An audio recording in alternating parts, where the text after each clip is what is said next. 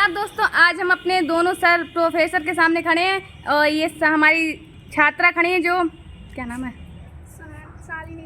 अच्छा, आज ये क्वेश्चन पूछने वाली है सर से। सर, हम आपसे एक क्वेश्चन पूछना चाह रहे हैं कि जो विद्वान लोग होते हैं, पढ़े लिखे लोग होते हैं, आजकल सोसाइटी में जो अंधविश्वास चल रहा है, जो मतलब कहते हैं ना कि अंधविश्वास पे भरोसा है, पूरी सोसाइटी को है, ये विद्वान लोग क्यों कर लेते हैं? जब विद्वान हैं, पढ़े लिखे हैं, तो अंधविश्वास क्यों? बात ये है कि समाज किस दिशा में चल रहा है, तो समाज में वो चाहते हैं कि समन्वय बना रहे। ऐसा नहीं है कि वो विश्वास करते हैं, लेकिन वो एक अंधविश्वास के स्थान पर कर्मकांड पे जो है विश्वास कर लेते हैं। अंधविश्वास अलग चीज़ है, कर्मकांड अलग चीज़, लेकिन दोनों अलग अलग पहलू। अंधविश्वास को धर्म के साथ भी जोड़ लेते हैं। देखिए, ऐसा है, अंधविश्वास को लोगों ने अपनी क्या कहते हैं ना, वाणिज्यिक व्यावसायिक क्षेत्र से अगर उसको जोड़ दिया जाता है तो धर्म के साथ जुड़ जाता है। वैसे वो धर्म के साथ व्यक्ति का निजी मामला होता है। ठीक है, हम कर्मकांड करें या ना करें, ये हमारे ऊपर निर्भर करता है कि हम पुष्पांजलि भगवान के चरणों में अर्पित करें या ना करें, या हम जो है माला जो है फेरें या न फेरें, हमारे अपने ऊपर निर्भर करता है। ये व्यक्ति का निजी मामला होता है। इसलिए कर्मकांड कोई करता है, कोई नहीं करता है। कोई हाथ में कलावा बांधता है, कोई नहीं बांधता है। कोई जानता है, क्योंकि साइंस ये चीज़ नहीं मानती है, कुछ भी नहीं मानती है ये सब। लेकिन लोगों का एक क्या कहते हैं ना, आत्मिक विश्वास, सेल्फ कॉन्फिडेंस जिसको कहते हैं, आत्मविश्वास होता है, वो कहीं ना कहीं उनके अंदर जो है एक बात जो है ये घर कर जाती है कि अगर हम ऐसा नहीं करेंगे तो हमारे साथ हमारा ऐसा नुकसान हो सकता है। ये एक तरीके की साइकोलॉजी व्यक्ति की बन गई है, जिसकी वजह से वो चाहे अंधविश्वासी जीवन का है। जैसे एक अंधविश्वास की घटना हम आपको सुना देते हैं। जैसे मेरे यहाँ गाँव में एक छोटी सी घटना सुनाता हूँ। एक छोटी सी है, एक बार हमारी पड़ोस में जो है उनकी बेटी के दामाद पे जो है कौवा बैठ गया सर पे। ठीक है, अब ये अपशकुन माना जाता है कौवा बैठ जाना।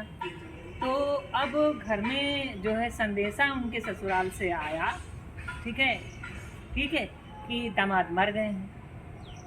ठीक है, अब एक बार संदेशा ये आ गया, दूसरा व्यक्ति पुनः फिर आया और उसने कहा नहीं, तो रोने लगे सब लोग जो है, तो कहने लगे। फिर जब दूसरा व्यक्ति आ गया, तुरंत ही आया, तो उसने कहा ऐसा है कि कौवा बैठ गया था, इसलिए ऐसी सूचना दी गई, बाकी सब ठीक ठाक है। तो ये अंधविश्वास है। जैसे रास्ते चलते हुए, जब रास्ता हम चल रहे होते हैं तो कहते हैं बिल्ली रास्ता काट गई। अरे बिल्ली का काम है निकलना, हमारा काम है चलना, तो उसे चलने दीजिए। प्रकृति है, प्रकृति हम भी हैं, प्रकृति वो भी है ना, सब प्राणी हैं और एक दूसरे से निकलना जुलना रहता है, ये सब स्वाभाविक है। तो इस पे ये व्यक्ति का एक तरीके से साइकोलॉजी बन जाती है, मनोविज्ञान हो जाती है। लेकिन सोसाइटी से बहुत सीरियस लेती है। हाँ, सोसाइटी का सीरियस लेने का काम यही है, वो डर है, उसका भय है, और कुछ और कोई बात नहीं। लेकिन सर ये पूछना चाह रहे हैं, जैसे कि बिल्ली रास्ता काट जाती तो हमें मानना चाहिए या नहीं चाहिए? नहीं, देखिए, ये अंधविश्वास है, ये कोई फैक्ट नहीं है। वही पूछना, ये साइंस की दृष्टि से बिल्कुल ही, विज्ञान की दृष्टि से आप देखेंगे तो ये सारहीन है, तथ्य विहीन है। ऐसी कोई प्रामाणिकता नहीं है ऐसा कुछ हो गया है। ठीक है ना, हम भी विज्ञान के विद्यार्थी रहे हैं, एस्ट्रोनॉमी, फिजिक्स और केमिस्ट्री से, और मैंने मैथ से बीएससी भी पढ़ा था, और इंटर भी हमारा पीसीएम ग्रुप से है, फिजिक्स केमिस्ट्री मैथ। पर ऐसा कुछ कहीं नहीं है। आप लाइफ में जब लाइफ में प्रमाणित नहीं हो सकता है तो या उस तरीके से प्रमाणित नहीं हो सकता, तो हम इस पर ये सारहीन है, तथ्यहीन बात है, इसमें कोई विश्वास करने की कोई ज़रूरत नहीं है। लेकिन आम जीवन में ये लोग विश्वास के रूप में प्रचलित है। तो धन्यवाद आपका बहुत बहुत, आपने बहुत अच्छी चीज़ बताई। चलो आइए चलते हैं इंग्लिश के प्रोफेसर, उनकी क्या राय है इस बारे में। नमस्ते सभी लोगों को। क्या क्वेश्चन है आप लोगों का? कि सोसाइटी में अंधविश्वास को ज़्यादा महत्व क्यों दिया जाता है, और ज़्यादातर ये विद्वान लोग, जैसे पढ़े लिखे लोग हैं, शिक्षित लोग हैं, कभी कभी ये भी फिसल जाते हैं दोनों कि हम इसको माने या ना माने। आजकल के जो पढ़े लिखे लोग जब बात आप लोग करते हैं तो ये रटने वाले ज़्यादा होते हैं। किताबों को रटना है, सूत्रों को रटना है, उसके अनुसार अपना पेपर को सॉल्व करना है, और जो हमारा एग्ज़ाम होता है वो भी हमें रटने पड़ते हैं। तो जो ज्ञान की बात करते हैं, यदि हम जो पढ़े लिखे लोगों को, अगर जिसको सही ज्ञान हो जाएगा और शुद्ध मन हो जाएगा तो डर निकल जाएगा उसका। इंसान के अंदर जब सब डर भरा होता है तो वो इन चीज़ों को मानने लगता है कि पता लगा हम इधर नहीं जाना चाहिए, बुद्ध को हमें ये नहीं करना चाहिए, मंगल को हमें ऐसा नहीं करना चाहिए। और जब शुद्ध मन हो जाता है और पवित्र आत्मा हो जाती है तो हमें इन चीज़ों से डर नहीं होगा और हमें ये चीज़ों नहीं मनाएंगे। अब हम लोग इसीलिए मनाते हैं क्योंकि हमारे संग कोई अनहोनी ना हो जाए, कोई हमारा नुकसान ना हो जाए।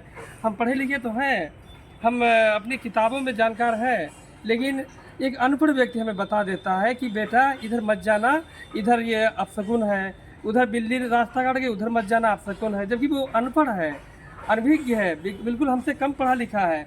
हम उसकी बात मान लेते हैं। क्यों मान लेते हैं? क्योंकि ये हमारी वीकनेस होती है, कमजोरी होती है माइंड में। तो इंसान को अपना वीकनेस दूर करना चाहिए, अपने माइंड को स्ट्रांग करना चाहिए, और हमें अच्छी किताबें पढ़ते रहना चाहिए।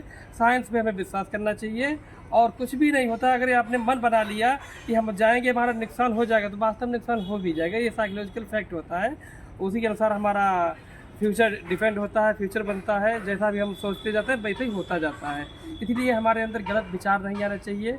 सुबह जब भी उठें अच्छे विचारों के साथ में अपना स्टार्टिंग करें, और घर पे भी अगर माँ बाप या कभी कभी गंदे शब्द बोलते हैं या सगुन वाले शब्द बोलते हैं, नेगेटिविटी जिसमें भरी होती है, ऐसे शब्दों का प्रयोग ही ना करें।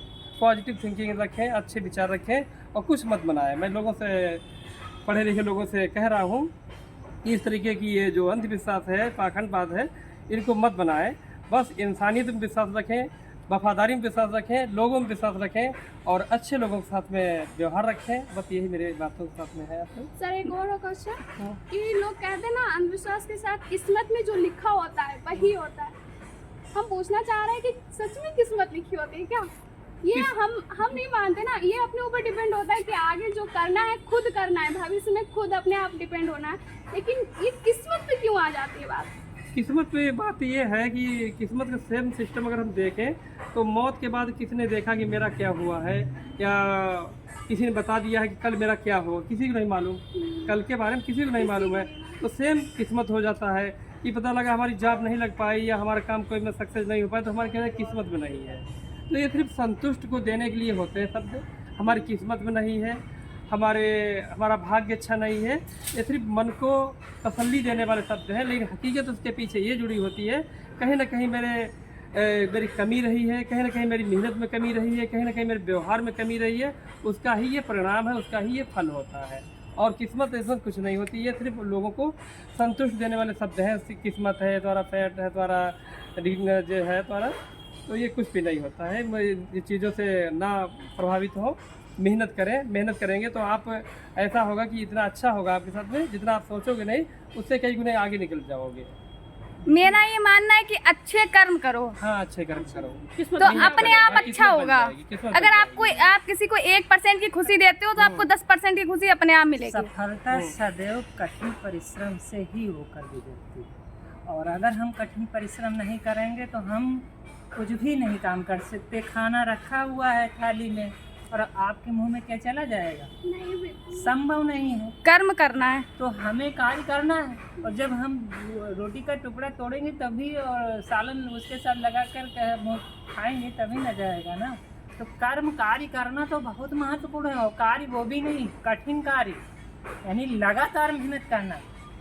करत करत अभ्यास जड़मत हो सुजान रसरी अवजात है सिल पर पड़त निशान। तो जड़ बुद्धि भी व्यक्ति अगर होता है तो उसको भी वो चीज़ें समझ में आ जाती है ना। तो जब आप इस चीज़ों की तरफ आगे बढ़ेंगे तो जाहिर सी बात है, हमें परिश्रम का रास्ता ही अपना करके अपनी किस्मत को बदलनी है। किस्मत को कोई और नहीं बदल सकता, आप स्वयं बदल सकते हैं, स्वयं। ठीक है ना। हम उम्मीद करते हैं आपके सारे सवालों के जवाब आपको मिल गए। आप संतुष्ट हो गई? हाँ हो।